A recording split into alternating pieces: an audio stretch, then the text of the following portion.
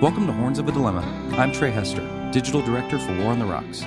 This episode of Horns of a Dilemma is part of a special series of live episodes bringing you into the room at the 2019 Intelligence Studies Project Symposium at the University of Texas at Austin. In this first installment, Ellen Nakashima, National Security Reporter at The Washington Post, sits down with John Demers, Assistant Attorney General for National Security, to discuss law enforcement responses to new threats. The event was sponsored by the Robert Strauss Center for International Security and Law, the Clements Center for National Security, and the LBJ School of Public Affairs. Thank you, and thank you very much, Steve, for that introduction. It's wonderful to be here in Austin, and good to get out of Washington for a little bit, and nothing's going on there anyway, but just very delighted to have John Demers here with us to talk about a fairly little, not as well-known division of the Justice Department that is actually not part of the intelligence community, but works closely with the IC. And John is in a great vantage point to talk a little bit about it for us because he was present at the creation back in 2006 and left at the end of the Bush administration and went into the private sector, then just came back last year. So, John, I think why don't you open by telling us a little bit about why NSD was created, how its role is different from, say, that of the criminal division at DOJ and the FBI, and then how the mission has evolved over the years in response to the changing threat. Sure. Well, thanks, Ellen, and nice to be here with you, and thank you all for being here today and for having me. The weather is so nice. You're lucky I showed up. I'm lucky you showed up, so it is great to be here. So I'm back at the National Security Division after 9 years of being away. And as Ellen mentioned, the National Security Division is the youngest division at the Department of Justice. It was created in 2006, so about 13 years old, and was the first new division since the Civil Rights Division from the 1950s. So fairly recent creation, and it is without a doubt, a reaction to September 11th.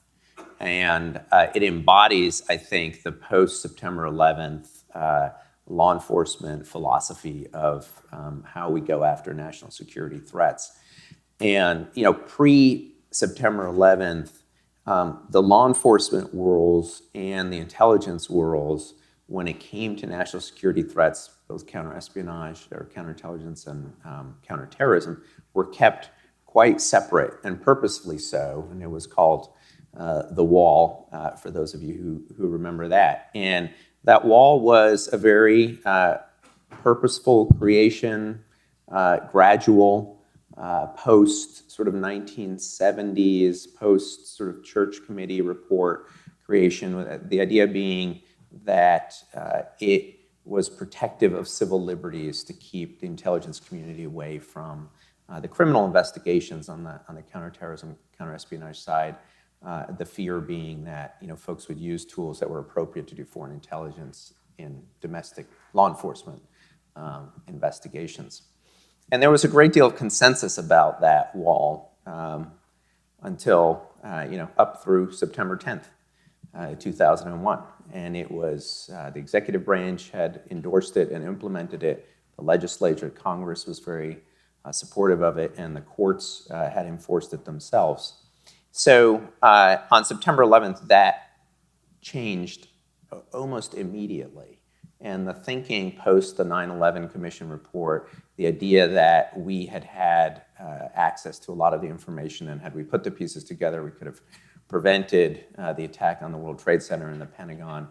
The Wall was seen as one of the causes, obviously not the only one, but one of the reasons why we were unable to connect that intelligence and put the pieces together. And all of a sudden, the consensus shifted. And I think of it as a warning for anyone who practices in the space that I practice in, which is the sands can shift beneath your feet really fast. And what was conventional wisdom on September 10th is conventional folly on September 11th. But it's also, I think, a warning because we should always be rethinking the assumptions on which we're operating and seeing whether they truly make sense. So what they did, so that these parts of the department that had been very jealously kept apart, the counterterrorism prosecutors, the counterespionage prosecutors in the criminal division, and the Office of Intelligence Policy of Review, which does all of the Foreign Intelligence Surveillance Act warrants in the Deputy Attorney General's office, they brought them together and put them under one Assistant Attorney General. And I was there at the beginning as a deputy for law and policy. They also created this law and policy office because the other thought was that when you have operational people doing policy, the operations swamp the policy, and the policy work just doesn't get done because the demands of the day-to-day investigation. So they wanted to create a dedicated unit of people, it's about 30 people now, who just do thinking about policy issues on national security within the department. That was its initial structure, and it's been interesting then, fast forward 10 years later, coming back to it, seeing how it evolved. Obviously kept in touch with the folks who were the AAGs at the time. It's kind of nice. I mean, I'm the 6th Assistant Attorney General, so it's a very small community of people who have led this office, all of whom know and respect one another. So it's actually a very nice feeling in this area.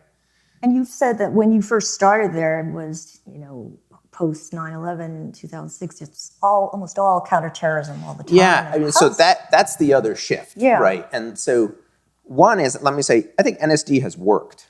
Coming back, seeing the integration, seeing people who were taught throughout their career that they shouldn't be talking to each other, now sort of regularly sharing information and in the same room and in one another's meetings. It's really great to see. I don't think we had quite gotten there, when I left in 2009. That kind of cultural change takes time. The second big change, and this is one that was recognized by the previous administration, was the rise of the nation-state threat. And so when we were there in 2006, it was mainly counterterrorism that occupied the time of the leadership of the division. It was still post 9/11. It was surveillance, investigations, prosecutions of international terrorism. And we were working out a lot of the issues that I think we've come through, including, the surveillance that initially was under kind of an executive branch, Article 2 authorized surveillance program, putting that under FISA court orders, then getting Congress to authorize a new mechanism for doing that type of surveillance of non-Americans outside the US. We were working through a lot of the legal issues in counterterrorism prosecutions. That was the focus. Fast forward to today, and what occupies the bulk of my time is China, Russia, Iran, and North Korea. And a component of that, which is cyber, right? And that was recognized organizationally by my predecessor, who will be here later today, John Carlin, when he created basically a fourth sort of section within the division to work on cyber and other nation-state threats. And that's really the big change. Mm-hmm. There were always counterintelligence investigations going, even back when I was there before. But today, those are the issues that are driving the work of the division. And how have you, starting maybe with John Carlin did, but how have you sought to apply those tools and strategies that worked in the counterterrorism arena mm-hmm. to these new nation-state threats with cyber and economic espionage, things like that? Well, I think, we've tried to take the same approach, which is, we're just going to use all the tools we have to combat what the problem is. We're not going to try to restrict ourselves and say, well, we're going to, combat this one problem just using a subset of those tools. Continue to work in terms of integration of the different parts of the department that work in this area. We work, for instance, very closely with the criminal division that also has a cyber unit. We do nation-state and terrorist cyber activities. They do criminal cyber. But obviously, if you have a computer intrusion, the only thing you know is at the beginning you've been intruded, and you don't know who the actor is. And So, we have to work very closely with them. So I think those lessons of integration, of sharing of information, are still, alive and well on the nation state side, as they have been on the counterterrorism side. So nation state threats are now at the fore, China probably foremost among them. Last fall, the Attorney General launched this initiative to really bring an enhanced focus to your prosecutorial and enforcement efforts on China. Tell us a little bit about what that effort has achieved and what are the tools you're using? How have they made any difference? Sure. So the China Initiative was really a recognition of the need for us to be sure that we were focused on China, and in particular, from our vantage point, the problem of Chinese economic espionage. And so we have, now I have to say, the political espionage is alive and well as well, and we have 3 current pending cases against, unfortunately, all sort of ex-members of the intelligence community that were co-opted by the Chinese to spy on their behalf. But on the economic espionage side, what we found was that we were just doing more and more cases, and more than 90% of the cases over the last, kind of since the life of the economic espionage statute, involved the Chinese government as the actor behind them. So, and what we call economic espionage, basically the theft of trade secrets for the benefit of a state.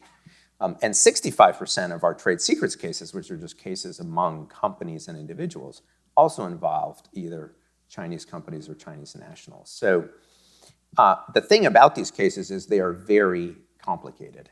They involve working very closely with the intelligence community. They involve protecting the equities of the intelligence community when you bring these cases. And so we wanted to be sure that they were adequately resourced and prioritized in the U.S. Attorney's offices around the country, and that the U.S. attorneys were educated both for themselves, but also to be ambassadors along with the FBI to the private sector, to academic communities, to ensure that the individuals in those communities understood the potential threat to them. In terms of the impact, this is still month 6 maybe, so Right. It's early. I think we charged more cases last year than we have ever charged in terms of economic espionage like in 12 any or given 7? year, about 12. Yeah. Yeah. But you see, you hear that. These are not drug cases, right? I don't even know what the number of drug cases we charged last year. I didn't charge any, but the criminal division charged last year would be a ton, right? So, but these are very important cases. I think I give the example of one to sort of try to illustrate what I think the benefits are of bringing our cases. Mm-hmm. These cases really build on, the work in 2014, the first charges against the Chinese PLA for commercial espionage. And that was kind of a seminal moment in this area, the thought that you would charge state actors for commercial espionage. Those cases were against military officers. Our more recent cases, I think, reflect the shift to the use of the Ministry of State Security, the MSS, the civilian intelligence agencies in China to do economic espionage. And one of the amazing things, if you read our indictments on the political espionage side, and you read our indictments on the economic espionage side, and you read them like you would read a story, basically, to see how the intelligence officer from China has co-opted, on the one hand, an ex-American intelligence officer, and on the other, say, an employee of an American company, you really come to appreciate how they're using the exact same tactics and techniques and tradecraft that they and we and others have honed for centuries to do state-to-state spycraft and trained it against the private sector. But in one case, in particular, so we charged at the last fall this case involving Micron. Micron is an American company that makes computer memory chips. It has about 20 to 25% of the global market of memory chips. and it found itself the target of intellectual property theft by a Chinese company. And it's a good illustration of both the top-down nature of what's happening in terms of economic espionage in China, but also I think of how these Justice Department investigations and actions can help. So China being China and a very authoritarian country, the commercial espionage that takes place is not kind of sort of organic and coming up naturally from its various enterprises. It is really a top-down structure. You kind of start with the Made in China 2025 plan, which lays out 10 industrial areas in which the Chinese want to be, want to have sort of a dominant domestic manufacturing position. And these are very varied, everything from agriculture to composite materials, to artificial intelligence technologies, to commercial airplanes, on, high-speed rail. And if you take our cases, you can map them against all of those priorities, right, pretty easily. So what you see in Micron is the Chinese government decreeing that it is tired of importing all of its microchips. It has no domestic capacity to produce this type of memory chip. That's going to end. So that's the objective. Of course, that's going to be very well resourced and funded. So there's about $5 to $6 billion given to start up a Chinese company that's going to produce these memory chips and build this factory, and the factory gets built. And the problem is they don't have the intellectual property to make the chip. So the solution to that problem is, in this case, go ultimately and enter into a JV with a company in Taiwan, and then have the company in Taiwan poach 3 individuals from the American company, and poach them not in the way that any business person might say, hey, Ellen's a very talented journalist. I'd love her to come to this other newspaper. It's like, what I really want are the Washington Post trade secrets. So Ellen, when you come, you download everything onto, a thumb drive and bring it over. Otherwise, the job's not yours. So poach these folks, and that was the plan. Now, what's good about this story, the company realized what was happening. They went to the FBI, and that's something we've been working very hard in sort of encouraging the private sector to come forward and work with us on these investigations, and not to try to just handle them on their own as an HR matter or something like that. And we did the investigation, and we were able to bring the case and do 2 things. One, obviously, the individuals are charged in Taiwan, so great international cooperation by the government there. Charged the company here in San Francisco, and then the Commerce Department used its authorities to put, and this is an example of sort of the all tools approach, right? The Commerce Department used its authorities to put the Chinese company on the denied entity list. And what that means in short, it's kind of in the weeds of export control law, what it means in short is that company cannot import any parts from the United States. And the great thing about that was, without being able to import the tooling and other parts they needed to make the chip, they couldn't actually make the chip. So this cycle of robbing the US intellectual property, replicating the product, and then replacing the US company on the Chinese market and global market was broken basically between rob and replicate, because they can't, at least for now, get the tooling to make these chips. And it's been publicly reported to my satisfaction that that company in China, that sort of factory is idle at this point because they don't have what they need. So that, I think, is just an illustration of what we can't always get there early enough to do that, and sometimes you're just trying to punish and deter the offenders. But it's an illustration, I think, of the benefits of what we can do. So in fact, you're talking about the different types of tools that the government can bring to bear to try to change malicious behavior by adversaries. You mentioned the seminal indictments in 2014 of the 5 PLA officers. I mean, there was a lot of sort of criticism or skepticism back then of, okay, great, you indict them, but when are they ever going to see the inside of a courthouse, right? And in fact, they didn't. Do you think that in the end, indictments like those really are more of a naming and shaming or signaling effect, and have less impact, especially if you're talking about intel agents in China who don't aren't likely to travel outside. Do those have less sort of effect or impact at actually changing behavior than, say, economic sanctions or commerce entity listing, things that actually affect actual, ability to do business in the world economy? What do you think? So I think indictments have a number of different purposes. One is the classic sort of criminal justice purpose of deterrence, and we can come back to that in a second, because I think the answer changes depending on who you're indicting. The second is an educational purpose, and that is, we're having this conversation today because we brought these indictments, and I think we have been able to educate companies, folks in academia, et cetera, because we can show these. Once we do the indictments, they are not classified, they're all public, so we can talk about the facts, we can tell these stories, and people are much more moved by specific stories than they are by sort of, me going up here and just telling you, citing watch out for these statutes. 7 things, and right. So I think education is another great benefit they have.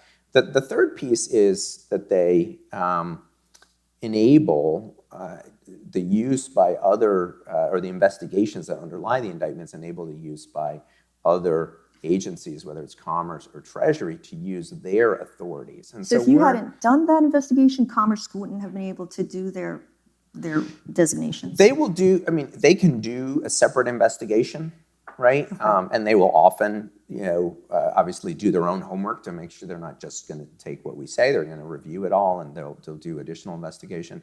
But we can work together on these things. And so I think we're really helpful to one another when we work together as a government. And it's going to take all of us working together as a government to try to solve this issue.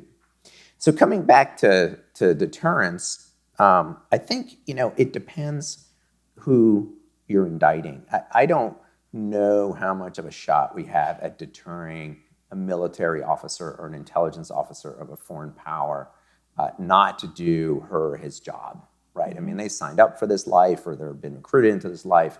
This is their life, and they're going to do it, right? There are also other nation states that use contractors to do their work. Contractors are more easily deterred because this might not be the last job they want to do, right? They might want to go to Europe and work at a company. They might want to go to the Middle East and work at a company. And once you've been indicted and you're out there and you're, basically, if you go to a company where we have an extradition treaty, you're going to get arrested, and we're going to try to get you back. That happened. And we did that, yeah, this past fall. He was actually a Chinese intelligence officer who had co-opted the employee of an American company, and then traveled to Belgium, and he was arrested in Belgium, and he's now in the Southern District of Ohio awaiting trial. So once in a while you can get somebody like that, but I think the other group of people, especially in these commercial espionage cases that aren't pure cyber, that a lot of them are insider threat cases or hybrid cases. So somebody has been co-opted in the company, somebody who's here has been co-opted. And those people, I think they can be deterred, at least as well as other criminals, right?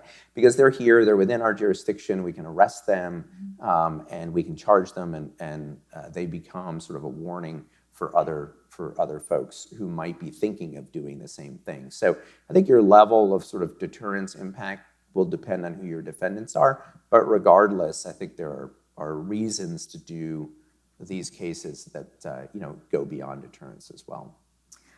And what about working with other countries? Last December, I guess, or last fall, the U.S., the Dutch, and the British all called out Russia's GRU military spy agency for hacking the UN agency that investigates chemical weapons attacks, and that hacked into Olympic athletes' drug testing data.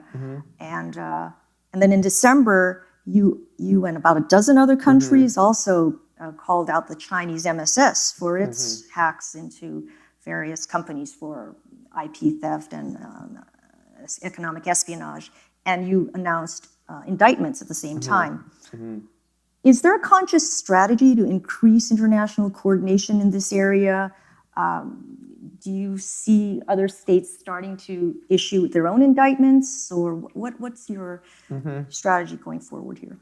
I think there's, just increasingly a recognition of the community of interest that we have with other nations. We're certainly not the only nation being victimized by whether it's intellectual property theft or the kind of hacking and dumping that the Russians were engaged in with respect to the World Anti-Doping Agency.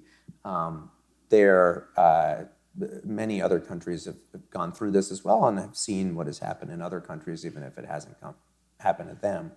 So we do work. I mean, I think it's just a part of the work together that's done by the intelligence communities of these different countries, by the law enforcement communities of these different countries. But I think, yes, there's some increased recognition that among the work that we're going to be doing together, this is going to be one of the threats that we're going to have to confront, because it's not just a threat to the US or a threat to the UK or a threat to France or whoever. It really is a threat to all of us. And the tactics and techniques are very often the same.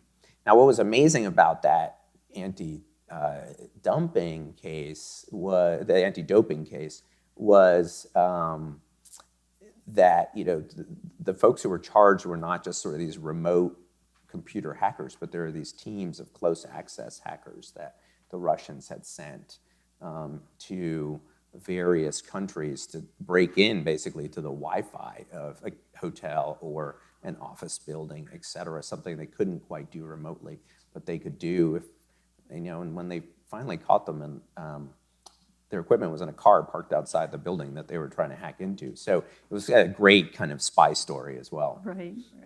And talking about, your speaking indictments, I mean, I think that was part of it, the value of country and our citizens. And that work is not over by any stretch, but it's really helped. And we need to apply that same approach, I think, on the cyber side as well. Can I ask you a question about, you mentioned that the impact of indicting a target or person depends on who you're indicting. And one of your most high-profile cases right now is an indictment of the daughter of the founder of Huawei, the world's biggest telecommunications equipment manufacturer. She was the chief financial officer of Huawei, and she's in Canada at the moment. Canada arrested her on a warrant from the U.S., and you're seeking extradition. Tell me a little bit about the thinking behind charging, say, the executive of a company like Huawei, which is a national champion for China, versus just charging the company itself.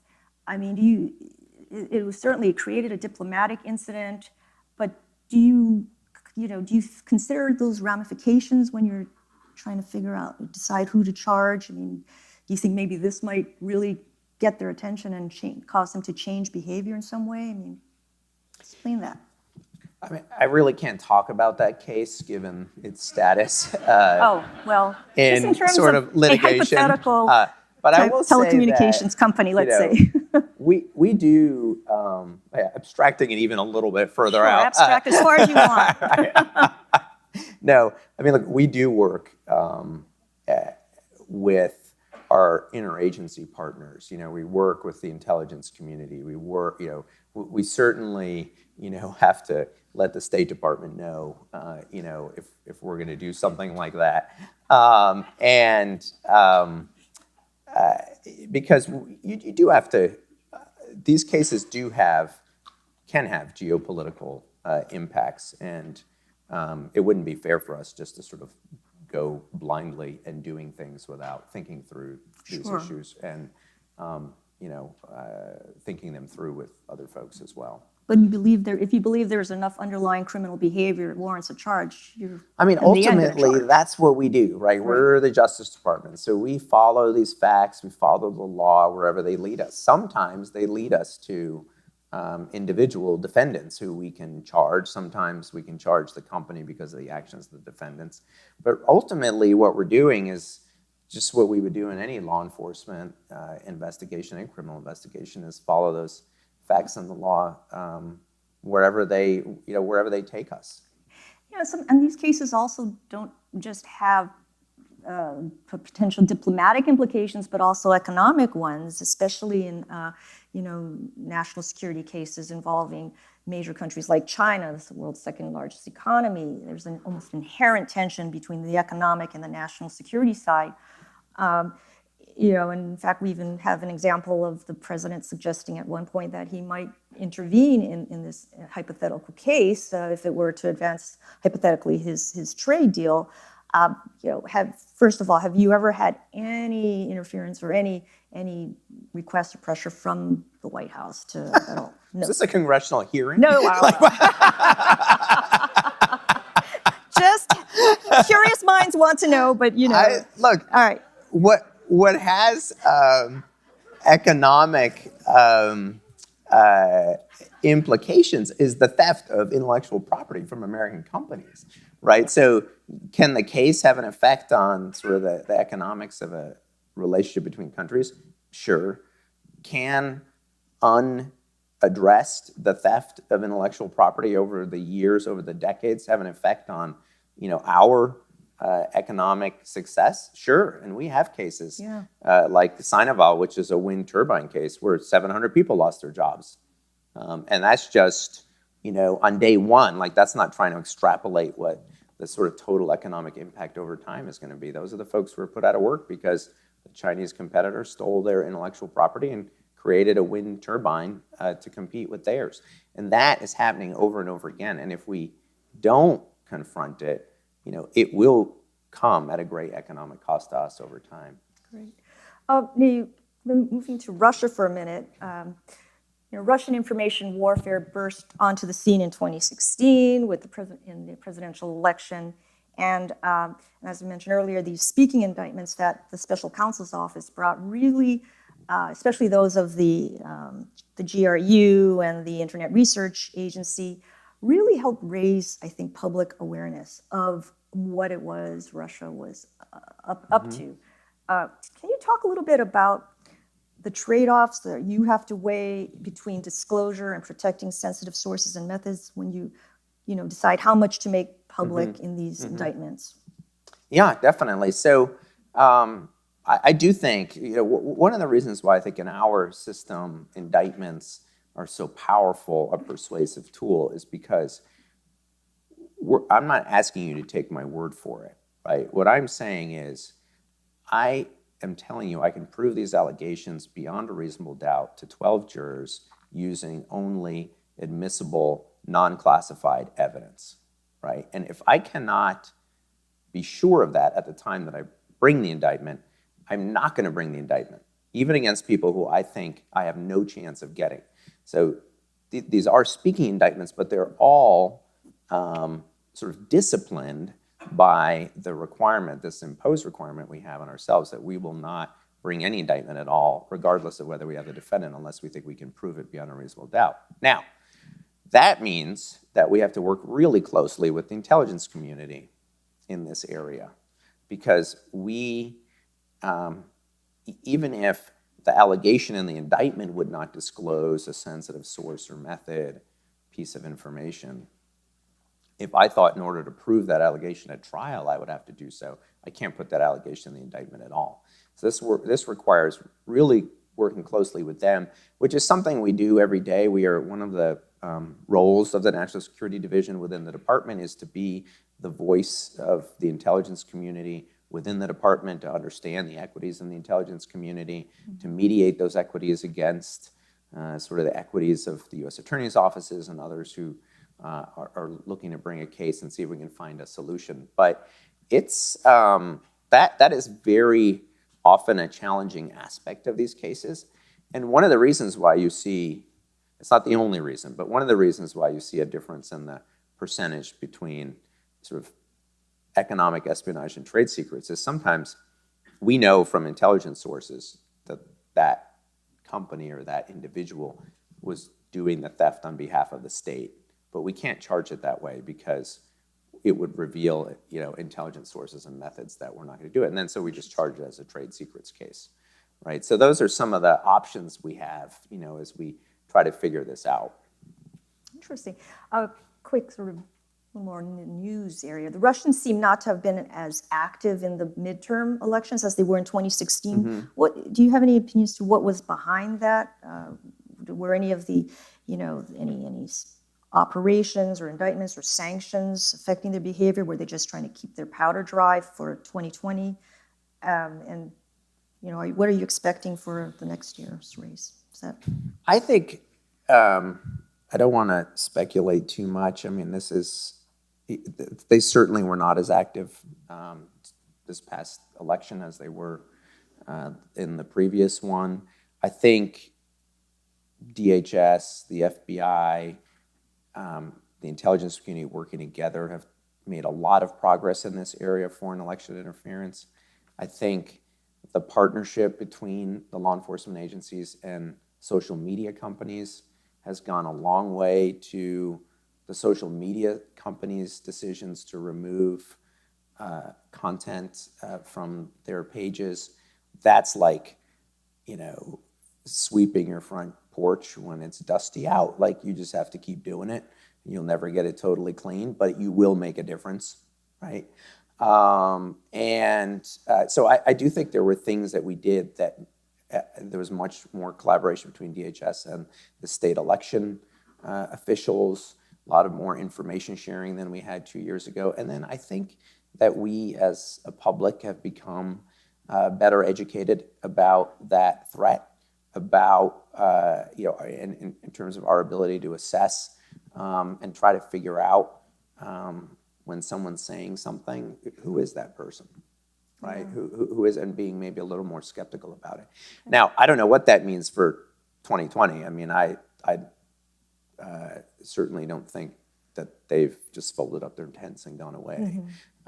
So I think they'll be back. But I do think there's a lot of good work that was done in the last 2 years, and that will continue to be done over the next 2 years, that I think will position us in a much better place than we were, 2.5 years ago. And last summer, Deputy Attorney General Rod Rosenstein announced a new policy. He was at Aspen, where he said, if you, with fairly high confidence, detect foreign interference or meddling in democracy, you will inform the public about it. Right. What's the significance of that, and what's the threshold for triggering that level of disclosure? Yeah. So the significance of it is, I think, a recognition, and for those of us in government, that we, have to be a little bit more forward-leaning in what we're sharing about foreign election interference or political influence, and that we can't even obviously sort of keep it to ourselves because we're still trying to figure it out. That has to be balanced against, one, the certainty that you have in any given case that what you're seeing is in fact foreign political interference and it's from this country or that country. And also what, the benefit to be derived from that. I think, traditionally the FBI, DHS have, if somebody in particular is the target, let's say, of a computer intrusion, you would share that with the person who's a target in order to help them remediate, et cetera. That's a piece of this policy. But going beyond that, which is, when do we tell the public, right? And it's going to be a really hard judgment call, and I think everyone has slightly different views of when to do that. So I don't know that we had. We certainly sort of gamed out a lot of the different hypos we were running through in the run-up to the election and last summer and the fall, try to figure out, kind of have these conversations before they happen. I don't think we confronted our hardest scenarios last time. Okay. So we'll have to see. And one area gaining prominence in the public here, thanks to the Russia probe, is the area of counterintelligence. And often the work that investigators like the FBI do remains secret, for years. It doesn't, because it doesn't lead to any charges or anything. So what is your role in that? When do you get involved, and what role do you play? How do you help them decide whether or not to bring charges or just keep something secret? Tell me a little bit about that. Yeah, I mean, I think, our main role is helping them to assess whether there are charges to be brought, right? I think ultimately the decision of whether to charge something or to keep the investigation running for counterintelligence purposes is one that's made by the FBI or by other elements of the intelligence community. And our job is, I think, to tell them, hey, this other avenue could be available to you should you choose to go in that direction. That is prosecution. We we don't really push prosecution. I think it has to be one of the options that the decision makers have. But ultimately, that decision of, do you go public and try to disrupt? Have you sort of got all the intelligence that you're going to get out of this operation? That's really an FBI decision. But they consult you fairly early on? Yeah, so we do work with them, early on, both because, one, we want to be able to tell them what their other options are, and two, if we are going to go to prosecution, we want to make sure that we are gathering evidence in a way that will then create admissible evidence in court. And if you're doing it just as an intelligence operation, you may be gathering evidence in a way that we couldn't disclose, at least not without risking sources and methods that wouldn't be worth disclosing. Okay. And when we talk about China, it's not just the cyber-enabled economic espionage or IP theft. Increasingly, we're also hearing from the government the foreign influence, the Chinese influence issue.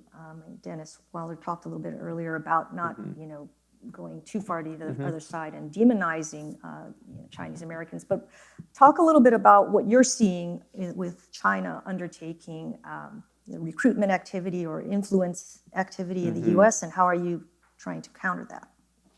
So it really runs the gamut. And I think, look, to Dennis's point, of the 3 ex-intelligence officers who are charged right now with spying on behalf of China, 2 of them are not ethnically Chinese. They're not sort of Chinese at all. So it's not a problem of sort of Chinese Americans. It's a problem of, in those cases, intelligence officers that ultimately, sort of, at least are alleged to have betrayed their country. So that's one aspect of the work we're doing. On the political influence side, that is still mainly a counterintelligence operation right now of looking at Chinese behavior. It's not like Russian behavior, right? It's not. They're not out there on social media trying to sort of exacerbate the divisions within our society or the different points of view within our society. That is not really their objective.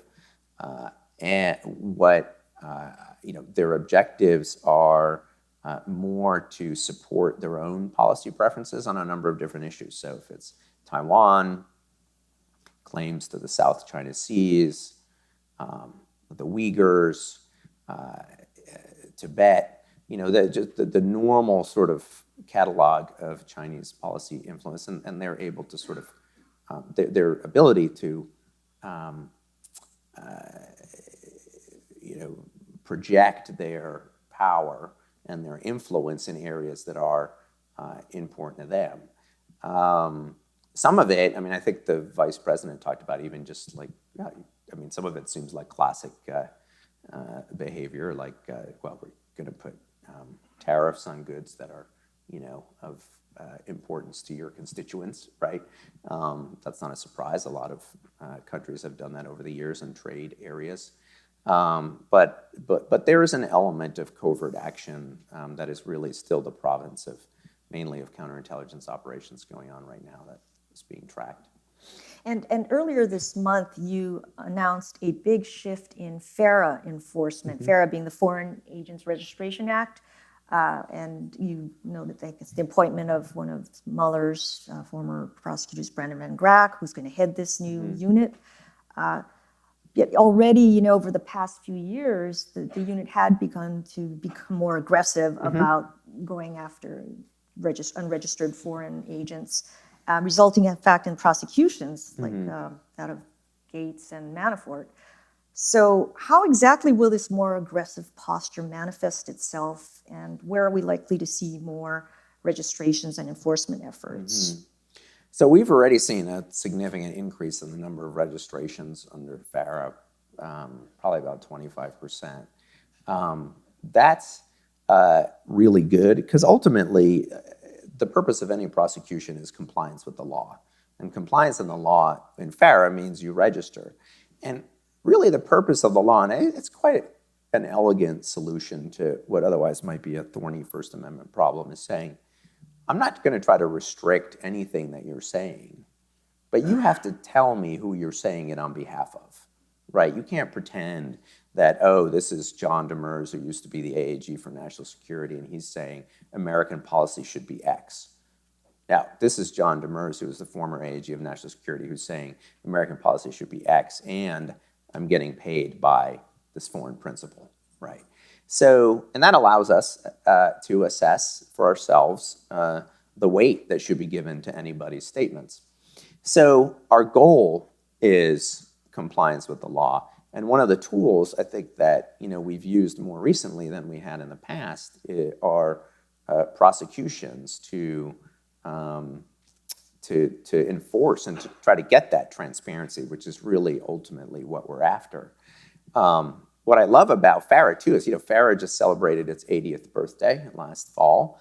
And so you go back 80 years and, we're talking about Nazism and communism. And and in those days, it was more like letters to the editor and, other folks who were speaking on behalf of Nazi Germany that the statute was really going after. And it's just, it's always good to reflect historically and give yourself a sense of perspective that we have been here before, we have seen this before, we have fought this before, and we have survived it before. Are there any more tools you're seeking in that area to help bring about compliance? Maybe administrative subpoenas? Is that something you'd like to see happen? That's something we're definitely taking a look at, and there's some proposals on the Hill to provide administrative subpoena authority under FARA. I do think, right now, the way these FARA investigations go, you see something in the newspaper, you read about something, et cetera, you approach the person, and it's more of a voluntary approach, and they respond, obviously, and they have to respond truthfully, but I think subpoenas would give you a more fulsome response. And what about civil fines, do you think? Yeah, that could be an option too. Right now, one of the, you kind of have the, you could charge someone criminally with a felony, but the more gradations you have of tools, oftentimes the better you can sort of pinpoint a tool at a certain set of facts. Mm-hmm. And talking about sort of the role of your division here, Special Counsel Mueller's work is over, but tell us a little bit about your role in overseeing his work, and now that it's over, what will your role be going forward as Mueller's bequeathed a number of cases to other U.S. attorneys' offices? What's your role in this? Yeah, so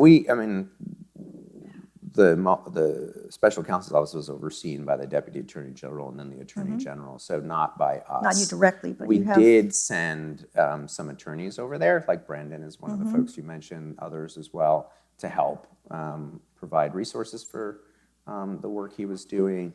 And then, there have been, as has been reported, a number of cases that have been spun out of the work that he did. Some of those, so take for instance some of the Russia cases. There was a case against GRU officers for hacking and dumping that is now sitting, in the National Security Division, since those defendants we don't have yet. And then we're working with the U.S. Attorney's Office in D.C. in an active case going on against Concord Management, which is the company of Prigozhin, who's one of the Russian oligarchs who's alleged to have been involved in the social media campaigns. So we'll have this is a bottom counterintelligence investigation, and those counterintelligence investigations ultimately sort of fall back within NSD, and I'm sure we'll have a continued role.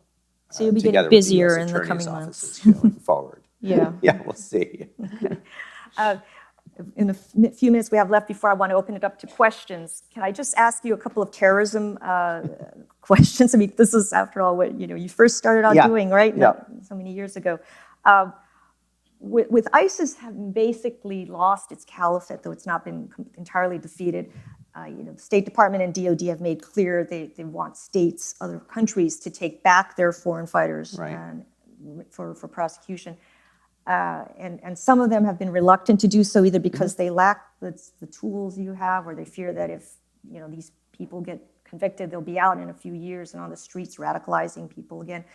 But the U.S., by comparison, has been a little more successful in this arena, right? You've tell us about how many foreign fighters you've brought back for prosecution, and what factors you weigh when considering prosecutions of foreign fighters who either kill Americans or are Americans, things like that. So I think the success story on foreign fighters actually starts before then, and it's the number of cases that we brought over the last, say, 5 years of people who tried to become foreign fighters and tried to leave the U.S. to go to Syria. We brought, over 100 prosecutions of folks who attempted to join ISIS overseas. Obviously, if you stop them, then you don't have the problem of repatriation because they're serving time in jail. So that's, I think, where we were very successful. We have repatriated probably, say, fewer than 10 U.S. Citizens who were foreign fighters. I think the number goes up a little bit if you include folks who we kind of captured. They got distracted while they were in Turkey or whatever, that we captured sort of on their way there, or they took a detour and then we brought them back. And there are a few folks who came back and then we discovered later that they had been foreign fighters and we brought charges against them. So we haven't done a huge number of repatriation cases. On the other hand, there aren't a large number of U.S. citizens who are there in Syria, who there are to repatriate at the time. There is one case, there's some litigation going on right now that I can't really get into about, whether an individual is a U.S. citizen or not. And we'll see how that case kind of plays out in court. But there really are few folks at this point to repatriate who are U.S. citizens. Now, we do try to convince other countries, really the State Department duty, try to convince other countries to take back their own citizens. We try to help them to do that. We have sent prosecutors around the world, continue to do that, to train folks in how to do terrorism prosecutions. The FBI and the military have shared evidence, battlefield evidence that they've captured with foreign countries to help them do the prosecution. So, we don't just say, hey, you guys go take care of this. We are trying to support generally their ability to do terrorism prosecutions, and then also specifically to provide them information that would help them convict individuals. And I think, and we've been successful in a number of those cases where we've given them, a roster or somebody's application package to join ISIS. And I always love to think of, ISIS as just like this bureaucratic organization where you have to apply, and here are my skills, and here's what are my interests, and it's like we're just all humans, trying to organize ourselves, some for more nefarious purposes than others. But so that's been our push. It'll continue to be our push going forward, and obviously it's a continued challenge, particularly depending on how long the Syrian Defense Forces will be able to hold on to the detainees that they've held on to so long. Let's thank John very much for this great hour. Thank you.